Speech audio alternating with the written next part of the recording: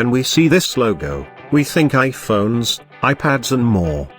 In this video we will talk about the man who made it all possible, created one of the biggest tech company of the world.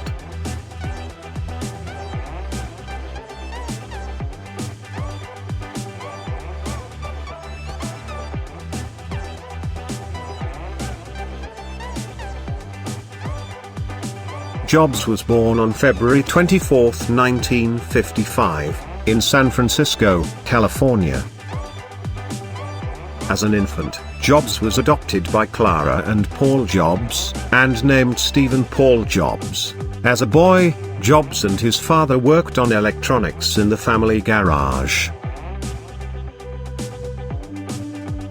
Paul showed his son how to take apart and reconstruct electronics, a hobby that developed confidence and curiosity in young Jobs. Jobs was a prankster in elementary school due to boredom, and his fourth grade teacher needed to bribe him to study. After high school, Jobs enrolled at Reed College in Portland, Oregon. Lacking direction, he dropped out of college after 6 months. In 1974, Jobs took a job as a video game designer with Atari.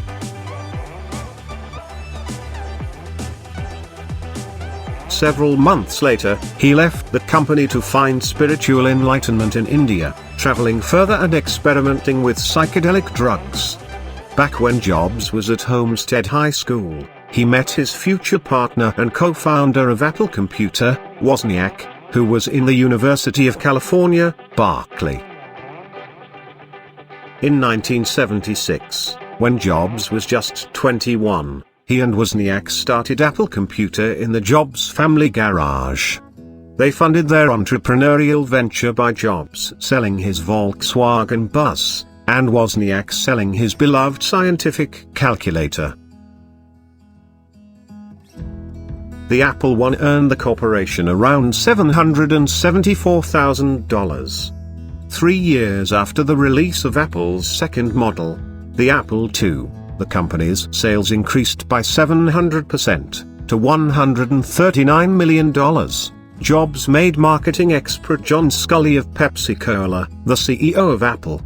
In 1984, Apple released the Macintosh, which faced tough competition from IBM. Not having an official title in the company he co-founded, Jobs was pushed into a marginalized position, and thus left Apple in 1985. After leaving Apple in 1985, Jobs began a new hardware and software enterprise called NeXT, Incorporated. The company sold its specialized operating system to mainstream America, and Apple eventually bought the company in 1996 for $429 million. In 1997, Jobs returned to his post as Apple's CEO. With a new management team, altered stock options and an annual salary of $1, Jobs put Apple back on track. Jobs' ingenious products like the iMac, effective branding campaigns, and stylish designs caught the attention of consumers once again. Products like iPod in 2001, MacBook in 2006, first iPhone in 2008 and iPad in 2010, took the world by storm. In 2007, the company boasted a staggering $1.58 billion profit, an $18 billion surplus in the bank and zero debt. In 2008, Apple became the second biggest music retailer in America, second only to Walmart, due to iTunes and iPod sales.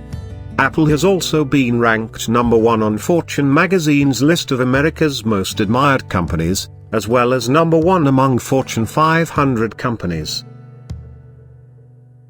In 1986, Jobs purchased an animation company, which later became Pixar Animation Studios.